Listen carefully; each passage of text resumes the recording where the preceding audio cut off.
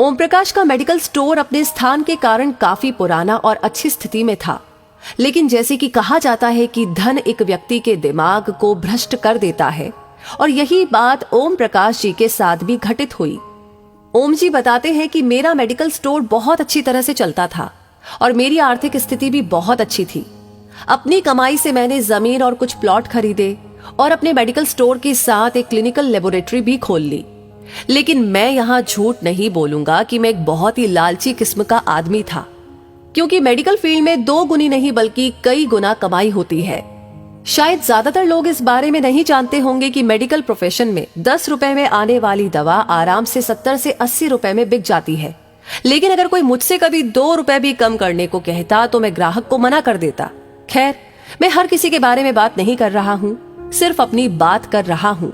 साल 2008 में गर्मी के दिनों में एक बूढ़ा व्यक्ति मेरे स्टोर में आया। उसने मुझे डॉक्टर की पर्ची दी। मैंने दवा पढ़ी और उसे निकाल लिया। उस दवा का बिल 560 रुपए बन गया। उस बूढ़े ने अपनी सारी जेब खाली कर दी, लेकिन उसके पास कुल 180 रुपए थे। मैं उस समय बहुत ही गुस्से में था, क्योंकि मुझे काफी समय लगाकर उस बूढ़े व्यक्ति की दवा निकालनी पड़ी थी और ऊपर से उसके पास पर्याप्त पैसे भी नहीं थे। बूढ़ा दवा लेने से भी मना नहीं कर पा रहा था, शायद उसे दवा की सख्त जरूरत थी। फिर उस बूढ़े व्यक्ति ने कहा कि मेरी मदद करो, मेरे पास कम पैसे हैं और मेरी पत्नी बीमार है, हमारे बच्चे भी हमें पूछते नहीं है। मैं अपनी पत्नी को इस तरह वृद्धावस्था में मरते हुए नहीं देख सकता। लेकिन मैंने उस समय उस बूढ़े व्यक्ति की बात नहीं सुनी और उसे दवा वापस छोड़ने के लिए कहा।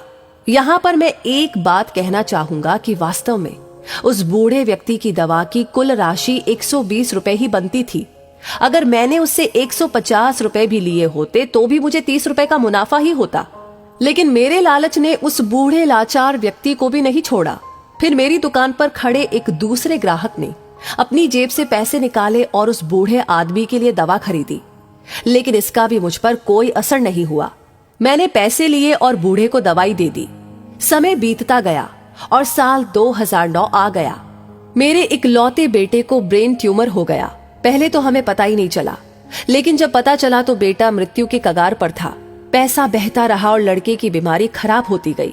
प्लॉट बिक गया, जमीन बिक गई और आखिरकार मेडिकल स्टोर भी बिक गया। लेकिन मेरे बेटे की तबीयत बिल्कुल नहीं सुधरी। उसका ऑपरेशन भी हुआ और जब सब पैसा खत्म हो गया तो आखिरकार डॉक्टर्स ने मुझे अपने बेटे को घर ले जाने और उसकी सेवा करने के लिए कहा। उसके बाद 2012 में मेरे बेटे का निधन हो गया। मैं जीवन भर कमाने के बाद भी उसे बचा नहीं सका। 2015 में मुझे भी लकवा मार गया और मुझे चोट भी लग गई। आज जब मेरी दवा आती है तो उन दवाओं पर खर्च किया गया पैसा मुझे काटता है, क्योंकि मैं उन दवाओं की वास्तविक कीमतों को जानता हूं। एक दिन मैं कुछ दवाई लेने के लिए मेडिकल स्टोर पर गया और 100 रुपए का इंजेक्शन मुझे 700 रुपए में दिया गया। लेकिन उस समय मेरी जेब में 500 रुपए ही थे और इंजेक्शन के बिना ही मुझे मेडिकल स्टोर से वापस आना पड़ा।